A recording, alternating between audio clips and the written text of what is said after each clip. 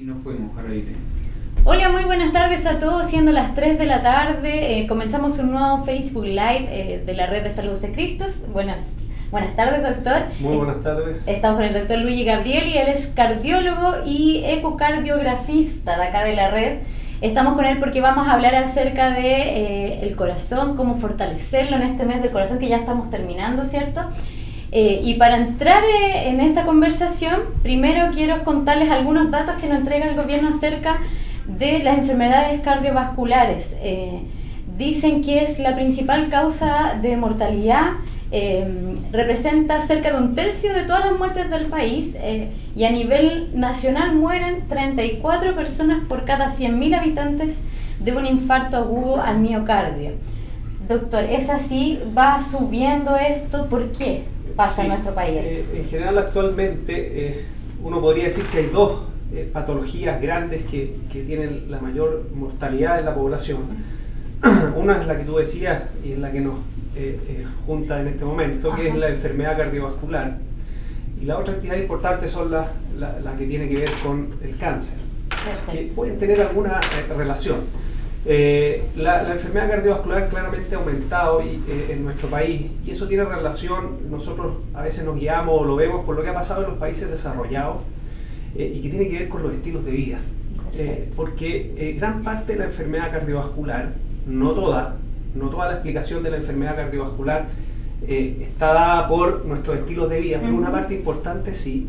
Y esos estilos de vida en algún modo han llevado a que aumente la enfermedad, tanto la incidencia de la enfermedad cardiovascular como la mortalidad por enfermedad cardiovascular. Y también la hipertensión es como una enfermedad que cada vez se está haciendo más prevalente, ¿no? Dentro de estos están los estilos de vida, y también están los factores de riesgo cardiovascular. Los factores de riesgo cardiovascular actualmente uno los considera como una enfermedad propiamente tal, pero son factores que nos llevan a enfermedades, por así decirlo, más graves. Por ejemplo, tener un infarto, tener un accidente cerebrovascular. Y estos factores de riesgo también son multifactoriales en su origen. Tienen una carga genética, pero también los factores de riesgo, no la enfermedad, sino el mismo factor de riesgo también tiene que ver con los estilos de vida. Es decir, para poner un ejemplo, una persona puede tener determinados genes y se pone muy sedentaria, sube de peso, se pone a fumar y puede desarrollar una hipertensión mucho más precoz en la vida que esa misma persona hubiera tenido otro estilo de vida. Y eso, por supuesto, tiene relación con después si esa persona puede desarrollar un infarto o un accidente cerebrovascular a lo largo de su vida.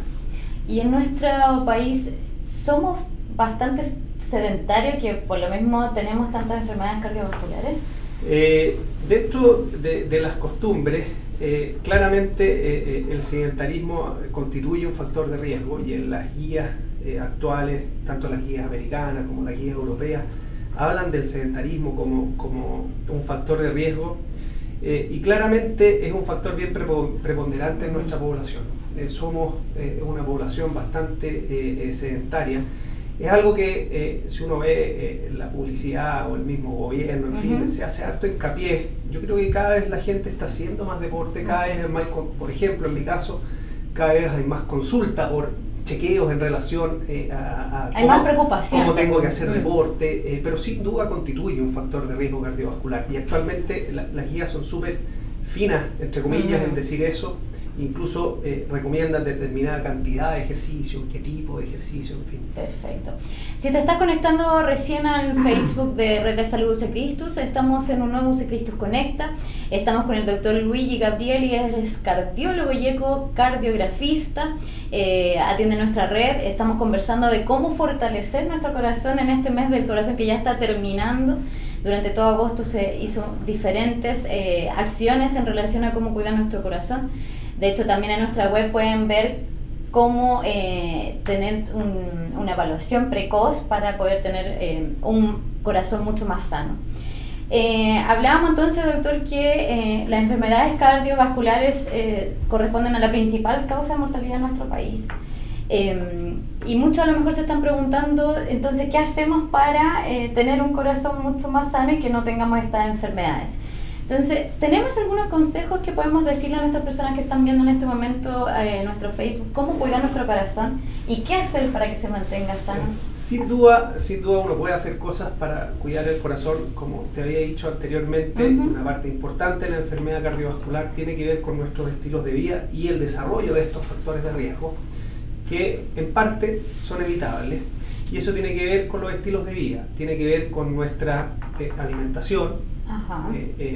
Que uno puede entrar, es un tema enorme ese de la alimentación sana, pobre en grasas saturadas, no subir de peso, en fin. Tiene que ver con lo que hablábamos anteriormente del sedentarismo. Claramente el desarrollo de la enfermedad aterosclerótica cardiovascular tiene que ver con si una persona es sedentaria o no, y también las características de la enfermedad. Cuando una persona la desarrolla, tiende a tener características mucho más agresivas la enfermedad si una persona es muy sedentaria y con sobrepeso.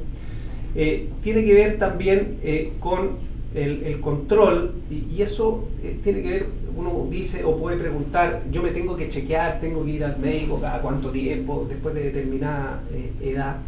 En general uno debe, hay algunos factores de riesgo que principalmente en etapas iniciales no dan muchos síntomas o no los dan. Y uno debe tener un chequeo preventivo cada cierto tiempo, especialmente después de los 40 años. Y nosotros también lo recomendamos fuertemente en personas que también sobre los 40 años empiezan o continúan haciendo actividad física intensa, para que no ocurran accidentes como los que vemos en algunas maratones, cosas por el estilo. Que el exceso también de repente... yo no quiero transmitir, uno nunca quiere transmitir que el ejercicio es malo, pero el ejercicio intenso debe tener ciertos cuidados, el ejercicio intenso. Y ahí también es bueno visitar a un especialista para que le dé las mejores recomendaciones. Para tener un chequeo y pesquisar eventualmente, principalmente enfermedad coronaria que no haya dado síntomas y pueda manifestarse en un esfuerzo intenso. ¿Cuándo se recomienda ir a un control? Porque generalmente uno se hace un chequeo, cierto, general, pero el corazón muchas personas no lo revisan. ¿Cuándo yo debiese hacerme un chequeo? Sí, como te decía anteriormente, alguna vez, si uno ya está cerca de los 40 años, ir a hacerse un chequeo para vigilar los factores de riesgo.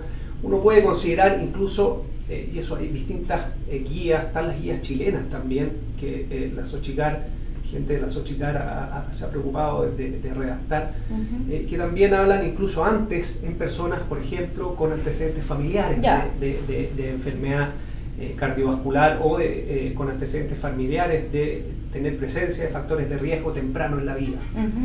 Y uno puede hacer el chequeo, como te decía, incluso antes de los 40 años para pesquisar si es que hay presencia de esos factores de riesgo e intervenirlos si uno considera que es necesario. O sea, en el fondo, si yo tuviese antecedentes familiares y tengo menos de 40 años, es recomendable hacer un chequeo. La enfermedad cardiovascular, claramente, y eso se aplica para la gran mayoría de las enfermedades, como factor de riesgo principal, uno podría decir es la edad. O sea, es mucho más prevalente en personas sobre los 60, 70 años que a los 30 o a los 20 años. Si bien existe, pero es más rara. Perfecto. Si estás conectándote ahora, te recuerdo que estás en el Facebook de Red de Salud UC Cristo. Si tienes alguna consulta en relación a cómo fortalecer tu corazón, recuerda escribirnos en los comentarios y los vamos a estar respondiendo en vivo. De hecho, ya nos llegaron algunas preguntas, vamos a hacerlas para ver cómo nos va con esto. Constanza Gutiérrez dice, ¿cuál es el tipo de deporte o actividad física para hipertensos? ¿Hay general, alguno que ayude? Sí, es una buena pregunta. En general, la actividad física que se desarrolla con el bienestar cardiovascular, ojo, esto no quiere decir que otra persona que le guste levantar peso o hacer otra cosa no lo pueda hacer. Pero en general la actividad física que se relaciona con el bienestar cardiovascular es la actividad física aeróbica moderada. Esa es la actividad física, y las recomendaciones actuales hablan que una persona ojalá pueda desarrollar al menos 150 minutos de esa actividad a la semana. Perfecto. Ojalá dividida en al menos 3 sesiones, pero al menos 150 minutos de esa actividad aeróbica moderada a la semana. Doctor, y para quienes no saben, no conocen bien esta enfermedad, ¿cuándo hablamos de hipertensión? La hipertensión arterial es una patología que tiene que ver con el aumento de la tensión dentro de las arterias, que se relaciona con daño en ellas y el desarrollo de enfermedad aterosclerótica. El diagnóstico de la hipertensión arterial se hace midiendo la tensión. Los criterios han variado en el tiempo. De hecho, actualmente tenemos dos criterios distintos, según las guías americanas y según las guías europeas. Como número en general, y yo voy a hablar de cómo nosotros informamos, por ejemplo, los holters de presión arterial, un diagnóstico aceptado de hipertensión arterial y que uno debería tratarlo, es si uno tiene un promedio en 24 horas sobre 130-80. Pero de nuevo es midiendo la tensión arterial. El diagnóstico de hipertensión yo no lo hago porque me duele la cabeza o tengo cefaleas tensionales. El diagnóstico de la hipertensión se hace a partir de la medición de la tensión en las arterias, que puede no ser tan fácil porque la presión es una variable que oscila. Y oscila bastante, y es normal que nosotros oscile dependiendo de lo que hacemos, si estamos angustiados por algo, al dormir baja la presión, en fin, es variable. Muy bien, vamos con otra pregunta. Nelson dice, taquicardias y tabaco, ¿tienen relación? En general, el tabaco o el hecho de fumar es de nuestros principales factores de riesgo. Y puede hacer mal para múltiples cosas desde el punto de vista cardiovascular. Ahora, preguntando en relación directamente a la pregunta, a la frecuencia cardíaca, en general una persona que fuma harto es bien sedentaria, habitualmente puede tener mala ventilación. El desacondicionamiento físico en general se asocia a frecuencias cardíacas en reposo mucho más elevadas. Eso es como una cosa que la persona le va pasando en el tiempo. Ahora, si agudamente yo fumo o puede aplicarse para otra sustancia, dosis alta de algún estimulante o alguna cosa, eso puede desencadenar descargas adrenérgicas y aumento de la frecuencia cardíaca, sí, también.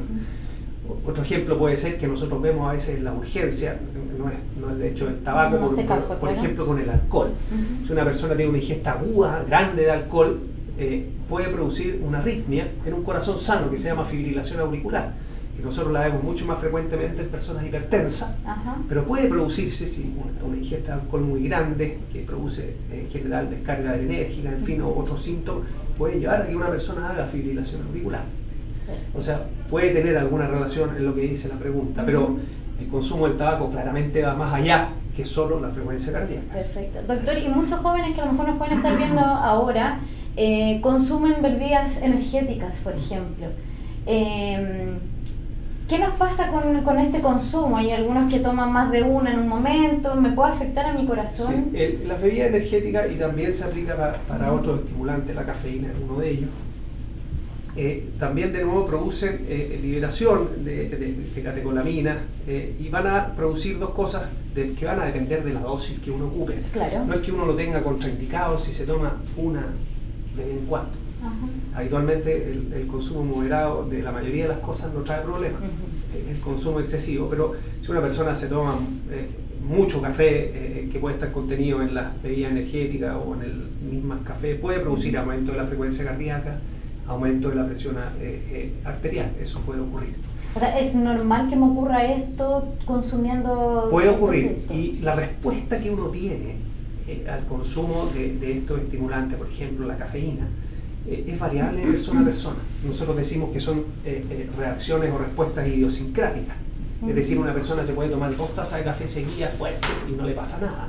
Claro. Y otra persona toma un poquito y se pone taquicárdica. Es muy de caso. Por eso, todos somos distintos y la respuesta es variable, pero desde el punto de vista fisiológico, fisiopatológico, sí puede producir aumento de la frecuencia cardíaca y de la presión arterial. Doctor, entendiendo que las enfermedades cardiovasculares pueden ser diferentes patologías en el fondo, ¿cierto? Por diferentes casos. Pero ¿hay en algún momento algo que yo me debiese fijar y decir, en este momento estoy teniendo un problema al corazón? ¿Cuándo yo debo acudir al doctor por algún malestar? ¿Tú te refieres por algún síntoma? Por algún síntoma, bueno, para yo darme cuenta que en este momento me está pasando algo. En general, es una buena pregunta. Voy a referir primero al dolor. Perfecto. Que es una pregunta que siempre las personas hacen. En general, el dolor torácico es un síntoma que uno no lo debe pasar por alto. Especialmente un dolor torácico que no me había pasado antes, un dolor torácico que se prolongue más allá de 5 minutos y no tengamos una explicación de lo que pasa, especialmente si se relaciona con el esfuerzo físico o se asocia a su oración. El dolor torácico coronario se puede irradiar que también es lo que se escucha al cuello, a la mandíbula, al hombro, al brazo izquierdo, pero no siempre se irradia, ¿de acuerdo? No es sinónimo de que tengo un dolor torácico y se me irradia el hombro y tengo un infarto, no es así. Muchas veces el dolor coronario es solamente retroesternal en el pecho. Pero un dolor nuevo que tiene una intensidad significativa y una duración significativa deben consultar por ese dolor, especialmente si se repite o se relaciona con el esfuerzo físico. Esa relación con el esfuerzo físico hace sospechar mucho que el origen pueda ser coronario. Así que eso no debería ser consultar. También si una persona, también hablando desde el punto de vista de la función del corazón, porque a veces hay equivalentes anginosos, equivalentes de enfermedad coronaria, eso se da más en los diabéticos y en las personas mayores, por ejemplo, tiene un deterioro no explicado o muy brusco de la capacidad funcional. Por ejemplo, yo era capaz de subir la escalera súper fácil y no sé, de un día para otro ahora subo la mitad y quedo mal, claro. Muy agitado, taquicárdico. Eso también debería ser a la persona consultar.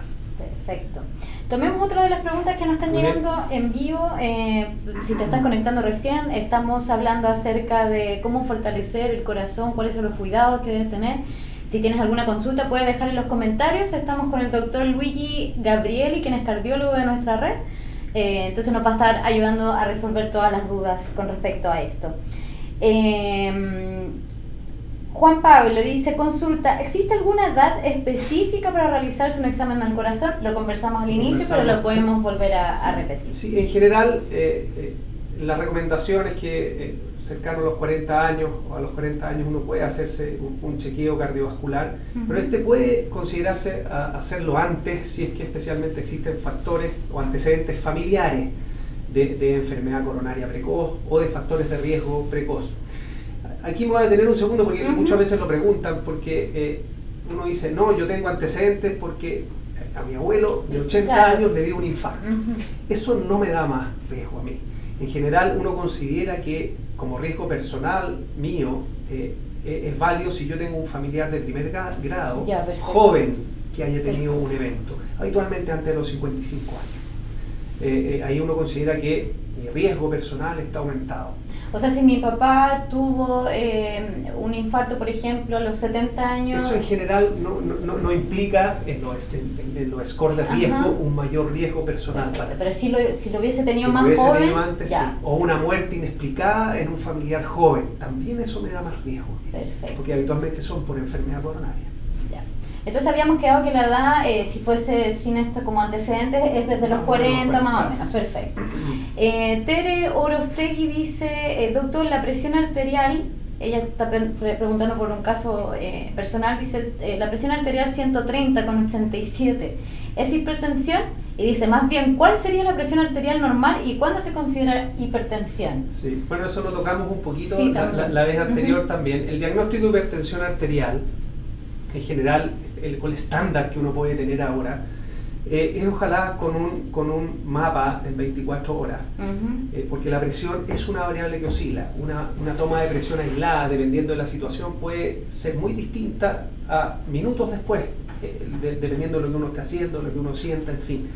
Entonces, en general, quedarse como con el criterio de que una presión como promedio 24 horas sobre 130-80 es un criterio de hipertensión arterial y que debería tratarse. Esto varía, como decía, un poquito según las guías americanas, europeas, pero ese es un número como que uno podría considerar como promedio en 24 horas. Perfecto. Ojo que la presión baja alrededor de un 10% en la noche y eso es normal también. Ajá. Doctor, otras preguntas en relación a la alimentación, por ejemplo. Hay mucha gente que es buena para echarle sal a la comida, ¿cierto? Casi toda la gente. Sí. Algunos ni siquiera prueban y les echan sin probarlo. ¿Cuáles son los peligros del consumo excesivo de la sal?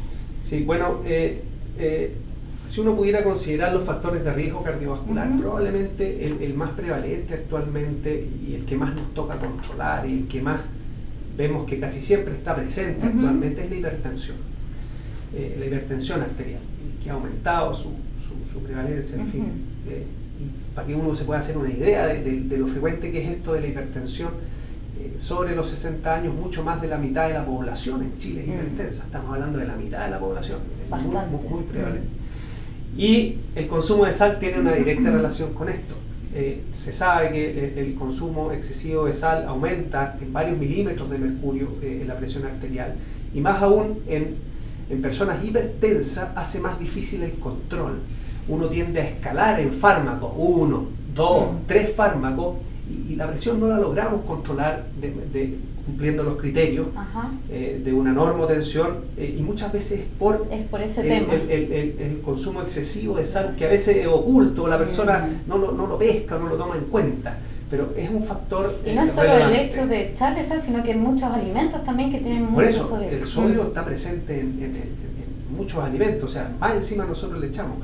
En general, para que uno se haga una idea, nosotros cuando estamos hospitalizados, por ejemplo, en la unidad coronaria, nosotros indicamos 2 gramos de sal al día. Eso es poquísimo, es poquísimo. Y si uno ve el consumo promedio en la población, es sobre 10 gramos al día. Imagínense la magnitud de diferencia que hay respecto al consumo de la sal. Doctor, ¿y qué debiésemos hacer entonces? O sea, ¿cuáles son las recomendaciones para alguien que ocupa mucho la sal? O sea, lo ideal es que esto parta de edades tempranas, como muchas conductas que nosotros tenemos, conductas de la sociedad. Uno podría decir, estamos acostumbrados a comer con sal, y yo creo que uno puede acostumbrarse a comer también con poca sal. Hay personas que no ocupan sal y lo logran hacer. Muchas de esas personas, después que han tenido un infarto, o por lo mismo pasa con el fumar, después de tener un infarto dejan de fumar. Ahí uno puede, entre comillas, demostrar que se puede dejar de fumar de golpe. ¿Y otro tipo de sal como la sal de mar? Iba a tocar ese tema porque siempre lo preguntan, la sal del Himalaya, la sal del mar, uno lo ve como sodio igual. Es sodio igual, ya, perfecto. La sal que es mejor es la sal potásica. Okay. No sé, esas sales que hay en los supermercados, estas sales que traen un porcentaje de sodio y un porcentaje de potasio.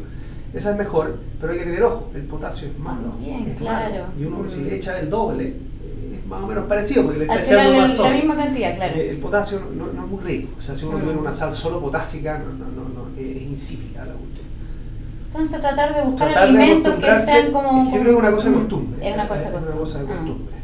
Perfecto. Doctor, y siguiendo con el tema de la alimentación, ¿existen alimentos que nos ayudan a fortalecer nuestro corazón? A cuidarlo, no sé. Siempre se habla, no sé, de algunos alimentos que pudiesen como ayudarnos. Bueno, siempre es bueno tener una alimentación balanceada, pero lo que uno siempre predica en la consulta, cuando ve pacientes, tratar de comer, y esto tiene que ver con bajar de peso, en fin, y tener, comer más verduras, tratar de tener raciones de fruta, no también comerse un bol entero, porque eso son muchas calorías y mucho azúcar. Pero en general los vegetales son beneficiosos. Hay presencia en los vegetales, por ejemplo, de fitoesteroles que nos ayudan a bajar el colesterol malo, ayudan a regular el perfil lipídico. Así que, en fin, dentro del mundo, entre comillas, vegetal, hay bastantes beneficios desde el punto de vista cardiovascular. Y no solo para el corazón, como tú dices. Doctor, quizá nos están viendo personas que en este momento quieren saber en relación al infarto, que uno lo tema bastante, ¿cierto? ¿En qué caso podría uno tener un infarto? ¿Cuándo ocurre esto, doctor? El infarto es una enfermedad multifactorial que tiene relación con factores genéticos, hay factores genéticos. Tiene que ver con los factores de riesgo que hemos hablado, con la hipertensión, la diabetes, el hecho de fumar. Y eso hace que en el tiempo se vaya produciendo enfermedad aterosclerótica, es decir, placas de colesterol, de grasa, en las arterias del corazón. Que esas placas pueden tener distintas características desde el punto de vista fisiopatológico, pero para hacerlo en simple, esas placas están presentes en la arteria del corazón. Y por algún motivo, en algún momento, que puede ser el gatillo, por ejemplo, un esfuerzo físico muy intenso o un estrés muy grande, eso puede ocurrir a veces, esa placa de colesterol se puede ulcerar por el flujo, en fin, y al ulcerarse y romperse se exponen los elementos internos de la placa y ahí se produce el trombo y se ocluye la arteria y ahí se produce el infarto. Por eso también es una pregunta súper repetitiva, que se repite esto de si yo paso un mal rato, el estrés me puede producir el infarto. Claro. El estrés no va a producir la placa de colesterol, ¿de acuerdo? Pero puede, en una persona predispuesta que tenga esa placa, gatillarle que se genere el evento. pero el estrés no es el culpable de que a mí se me haya acumulado grasa en la arteria y se me haya generado esa placa. No sé si me explico. Sí. Pero es bueno entonces, previo a un chequeo, por ejemplo, estar midiendo el colesterol para que ayudemos a que, de alguna manera, como a prevenir alguna enfermedad. La dislipidemia, al igual que la hipertensión, también es un factor de riesgo cardiovascular. Y claro que hay que medir los niveles de colesterol, particularmente el LDL, que es el que más se correlaciona, que es la molécula heterogénica, el que más se correlaciona con eventos a largo plazo. Y respecto al corte que uno trata, el LDL se varía dependiendo del riesgo de la persona. No es lo mismo una persona joven de 20 años que una persona que ha tenido un infarto. Las exigencias de LDL que yo le voy a pedir son distintas. Oye, doctor,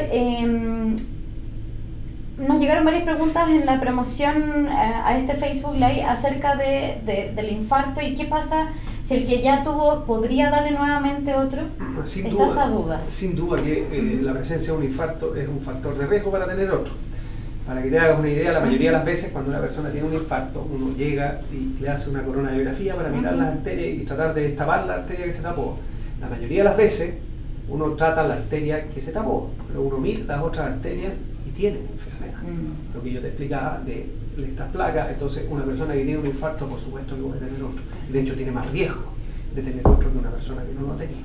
Ya, entonces ese con mayor razón tiene que estar controlándose. Una persona que ha tenido un infarto, por definición, es una persona de alto riesgo cardiovascular. Perfecto. Vamos a tomar algunas de las preguntas, doctor, que nos llegaron durante la semana para que los que nos están esperando a responder, vamos a comenzar con estas. Pamela Ángel dice, buenas tardes, solo quiero saber qué se debe hacer para tener un corazón sano y fuerte. Sé que frutas y verduras hacen mucho bien, pero me refiero a tener un corazón óptimo hasta la vejez. ¿Debe haber algo que no se ha dicho para que este órgano no sufra enfermedades? Aparte de lo que decía la alimentación y el ejercicio, pregunto también porque desde niña consumo mucho azúcar dulce, tengo tolerancia feroz a los dulces, no tengo diabetes, pero ¿le hará mal de aquí a la vejez? Ella tiene la duda. Sí, bueno, si uno tuviera una receta para que el corazón dure hasta la vejez, sería excelente. Pero sin duda que a lo largo del desarrollo científico se ha logrado que el corazón, entre comillas, dure más. Pero yendo directamente a la pregunta de esto de los dulces y la intolerancia o la poca comer muchos carbohidratos, sin duda que son un factor de riesgo cardiovascular. El hecho de tener intolerancia a los hidratos de carbono también constituye un factor de riesgo, no solamente el hecho de tener la diabetes. El diagnóstico de diabetes es un continuo, se hace con un número que se juntaron varios expertos y dijeron este número, pero sin duda que la diabetes tipo 2, que es lo que estamos hablando, la intolerancia a los hidratos de carbono es un continuo. Y en general, si una persona genera intolerancia a los hidratos de carbono, eso muchas veces está de la mano con los otros factores de riesgo. ¿Por qué? Porque una persona que desarrolla intolerancia a los hidratos de carbono, habitualmente es una persona que ha ido subiendo de peso, que hace poco ejercicio, que tiene más riesgo de hipertensarse, en fin, van de la mano. Perfecto. Sandy Elies dice, buenas tardes, yo fui operada hace 3 años de un CIA, no sé lo que es. Una comunicación interauricular. Perfecto, pero también soy asmática. Si mi asma empeorará, ¿afecta mi corazón o son cosas distintas? No debiera preocuparme. Sí, bueno, ese es un tema un poquito distinto. La comunicación interauricular es una malformación congénita. Está considerada dentro de las malformaciones congénitas menores. Y se operó a tiempo. En general, por la edad a la que fue operada aquí, la persona que pregunta debe haber sido un corazón prácticamente normal y eso es una cirugía curativa. Que le permite hacer a la persona una vida normal y no tiene mayores impedimentos. Ahora, distinto es si una persona con una comunicación interauricular se operó ya cuando tenía el principal riesgo que uno tiene cuando tiene una comunicación interauricular es que se dilaten las cavidades derechas del corazón, falle el ventrículo derecho eventualmente y se genere hipertensión pulmonar. Ahí, si uno repara la comunicación interauricular, puede la persona quedar con alguna limitación. Y respecto al asma, si ella fue operada y quedó con una cirugía curativa y el corazón está normal actualmente, no tendría ningún menoscabo en relación al asma, salvo que por el asma, pero eso sería si tuviera o no tuviera la comunicación interauricular, fuera un asma muy severa, y por el asma muy severa generara daño en el pulmón, hipertensión pulmonar, eso también puede dañar el ventrículo derecho. Pero eso le puede pasar a cualquier persona con asma. O sea, no tiene relación directa. No necesariamente con la comunicación interauricular. Perfecto. Nos escribe en este momento Flores Silvestres, dice: buenas tardes, ¿por qué el corazón se agranda y se engruesa? Tengo 47 años, mujer, sana aún, ¿por qué ocurre? Así me dijeron, pero quedé con esa duda. Ya, es una pregunta frecuente en la consulta de los hipertensos. Bueno, me voy a referir a la hipertensión y el remodelado del corazón, que es lo más prevalente y lo más frecuente. Si uno se imagina un corazón que está trabajando contra una poscarga, contra una presión aumentada, como un músculo, el remodelado que sufre es que se engruesa. Primariamente o primeramente se engruesa, no se dilata, se engruesa. Y también se dilatan las aurículas, pero que eso es otra cosa. Me voy a referir al ventrículo, que es el músculo que eyecta la sangre. Primariamente el corazón se engruesa. Si uno no trata la hipertensión, ese corazón se va a seguir engrosando. Y finalmente, en etapas avanzadas ya, el corazón ya no se va a engrosar más y se va a empezar a dilatar y finalmente fallar. Eso es una etapa ya tardía de la miocardiopatía hipertensiva, del daño hipertensivo del corazón. Pero inicialmente los cambios que uno ve frecuentemente en hipertenso, especialmente en hipertenso no tratado, es la hipertrofia, que es que el corazón se ha engrosado. Perfecto, ahí está entonces la respuesta para Flores.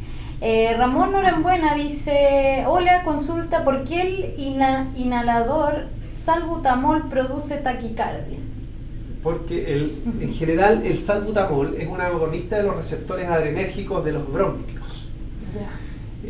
Se supone que cada vez los medicamentos están siendo más selectivos, pero de todas formas tienen alguna absorción y ese agonista adrenérgico pasa a la circulación. Y los agonistas adrenérgicos en el corazón aumentan la frecuencia cardíaca, así que es una respuesta esperable, dependiendo de la dosis también que uno ocupe. Perfecto. Gaby Vicuña dice: tengo un riñón funcionando y además soy hipertensa. ¿Qué medicamento para la hipertensión debo tomar para también cuidar mi riñón? Sí, eso está muy estipulado en la guía. En general, hablando de la insuficiencia renal o personas que tienen disminución del clearance general renal, las drogas de elección, si uno tiene una creatinina normal, son los inhibidores de la enzima convertidora o los antagonistas del receptor de angiotensina 2, en simple como el típico enalapril o los sartán que se recetan habitualmente. Esos son los medicamentos iniciales que uno debería usar. Hay que chequear que no se produzca aumento del potasio ni de la creatinina. En general esos medicamentos disminuyen ligeramente el funcionamiento del riñón, pero se sabe que los protegen a largo plazo. Así que esos serían los medicamentos iniciales que uno debería usar, chequeando esas cosas inicialmente para asegurarse que se toleren bien. De todas maneras, la recomendación es que visite a un especialista, porque por supuesto, caso a caso ya habría que estudiar. Sí, aquí no estamos recetando nada. No, claro. Doctor, Ingrid Robles dice: a veces me da un dolor muy fuerte en el pecho, como sensación de que fuese un moretón. El brazo le pesa y duele a la vez. Si está acostada, le da un poco de temor de dormirse. No ha ido a control y en este momento no está tomando los remedios para la hipertensión y el colesterol porque está con problemas de colon irritable. Entonces, ¿será un síntoma para ir a una urgencia o bastará que vaya a su control médico? Sí, de nuevo un poco lo que tocamos del dolor torácico anteriormente, especialmente en una persona con factores de riesgo. Un dolor torácico nuevo que es intenso y que es repetitivo, debe hacer consultar. Si es una urgencia o a un cardiólogo ambulatorio, eso depende de si yo tengo un dolor intenso en este momento que no se me pasa, por supuesto debo ir a la urgencia. Ahora, si ya llevo una historia que se ha repetido varios días y algunos días lo tengo, otros días no lo tengo, bueno, puedo ir a consultar de manera ambulatoria. Primero, lo que uno debe evaluar, pero esto es parte de la evaluación que uno hace, no todos los dolores torácicos son del corazón. En el tórax hay un montón de estructuras que pueden doler, desde los músculos, las articulaciones costocondrales, en fin, el esófago también puede molestar. Y uno tiene elementos en la historia primero, algunas características que uno escucha, probablemente la principal, que es lo que yo te decía al principio, si ese dolor o esa molestia o esa sensación en el pecho, ese apretón en el pecho, se me desencadena con el esfuerzo físico y se me pasa con el reposo, eso es muy sospechoso de enfermedad coronaria. También tiene relación con los factores de riesgo, bueno, y según eso y el examen físico uno recurre a algunos exámenes para confirmar o descartar el diagnóstico. Ahora, a veces a veces, y eso nos pasa a veces en ocasiones, llegan personas con dolores muy sugerentes, con muchos factores de riesgo a la consulta y uno los manda directamente a la urgencia. Eso ocurre a veces. Doctor, usted habla de factores de riesgo, no lo hemos dicho en su totalidad. ¿Cuáles son? En general los factores de riesgo clásicos que más uno tiene son la hipertensión, como hablamos, probablemente el más prevalente, la diabetes, que es un factor de riesgo muy importante, la dislipidemia, que tiene que ver con la alteración en los lípidos, principalmente la elevación del LDL. También tiene un riesgo residual la elevación de los triglicéridos, pero es mucho más potente en relación a predecir eventos, la elevación del LDL. El tabaquismo, importante. El sedentarismo. La insuficiencia renal también es un factor de riesgo cardiovascular. Probablemente esos son los más prevalentes en la población. Hay otros factores de riesgo que tienen que ver con algunos biomarcadores que no hacemos siempre, pero esos son los principales. Los antecedentes familiares en familiares jóvenes. ¿Las enfermedades cardiovasculares son más prevalentes en mujeres o hombres? ¿O no necesariamente es una buena pregunta, pero en general la manifestación de la enfermedad cardiovascular es más tardía en la mujer respecto a los hombres. Lo que quiero decir, los hombres en general tienden a infartarse más jóvenes que las mujeres. Ahora hay que tener en cuenta que una mujer mayor que tiene un evento cardiovascular, en ocasiones por el hecho de tener la edad y a esa edad más factores de riesgo, pueden tender a ser más graves en su presentación si uno los comparara. Perfecto. Vamos con otra pregunta, doctor. Gonzalo Navalón dice: no puedo tomar ni aspirina ni cardioaspirina ya que me sale sangre de nariz de inmediato. ¿Qué puedo tomar para prevenir infartos? Tengo 51 años. Sí, para prevenir infartos, lo principal es prevenir los factores de riesgo, que es lo que hemos hablado todo el tiempo. Lo de la aspirina es una súper buena pregunta y es una súper buena pregunta que se ha estado discutiendo hasta ahora último. De hecho, yo me tocó estar en un congreso el año pasado en que se presentaron algunos trabajos si es necesario dar la aspirina a las personas o no.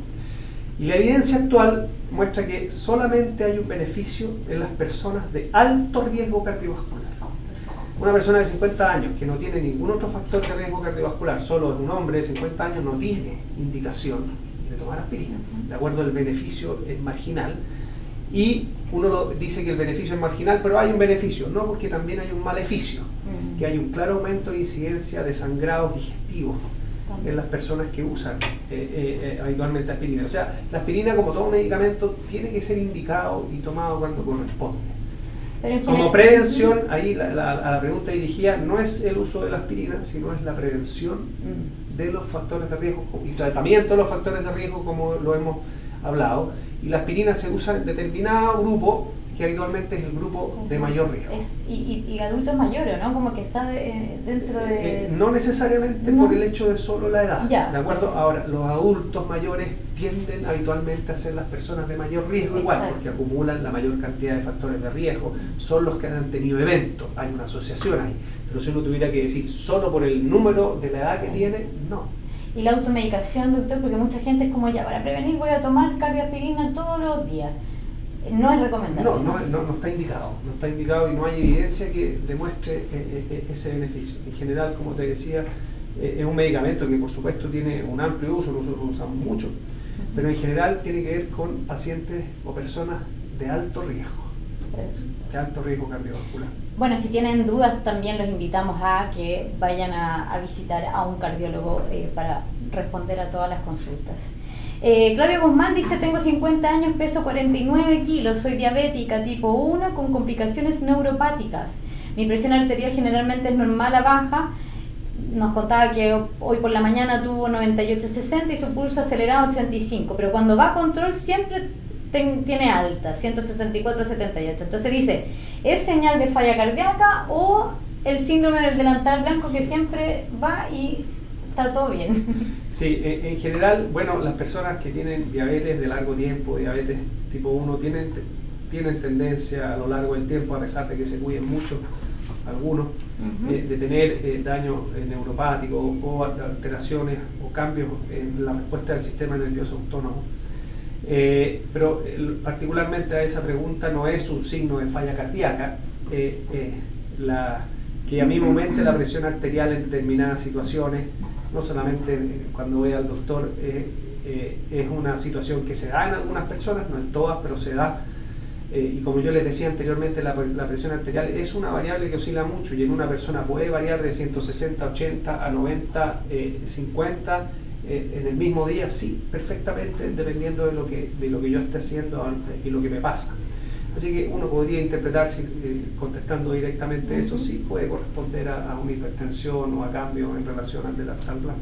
Perfecto. Si recién te conectas y no alcanzaste a ver el Facebook Live completo, no te preocupes, en la sección de videos de nuestro Facebook va a estar este video completo, así que lo pueden revisar una vez terminado esta transmisión en vivo. Doctor, quienes no están viendo todavía o se están conectando recién, para ir cerrando este tema, ¿cómo entonces es que podemos prevenir alguna enfermedad cardiovascular? ¿De qué manera me puedo cuidar para que esto... Cuidar el corazón y que esté sano para que esto no ocurra? Sí, bueno, como mensaje, dentro de lo que todos hemos hablado, la enfermedad cardiovascular tiene un componente que es genético, que no podemos manejar mucho, pero tiene un componente importante, que es modificable y que tiene relación con nuestros estilos de vida y con estos factores de riesgo cardiovasculares que van apareciendo. Entonces, tener las conductas, ojalá para evitar que estos factores de riesgo se desarrollen en el tiempo. Si se desarrollan, que sea más fácil controlarlos.